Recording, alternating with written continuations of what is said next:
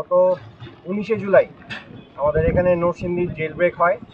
এই jail break যেটা হয়েছে, এই জেল ব্রেকের কিছু অস্ত্র বাইরে চলে যায়। তো একটা গোপন সংবাদের ভিত্তিতে আমাদের যে টিম আছে তারা সংবাদ পায় যে 27শে সেপ্টেম্বর একটা বাড়িতে কিছু অস্ত্র রাখা আছে। এই সংবাদের ভিত্তিতে আমাদের মেজর জিহান তার টিম নিয়ে ওই লোকেশনে যায়। এলাকাটা ছিল হচ্ছে আপনার পলাশের ঘোড়াশালের এখানে পাইকগাছা। তো ওইখানে যাওয়ার পরে তারা বেশ কিছুক্ষণ খোঁজাখুঁজি করে। ওই বাড়িটা একটু পরিত্যক্ত ছিল এবং কাউকে পাওয়া যায়নি বাড়িতে হাজির।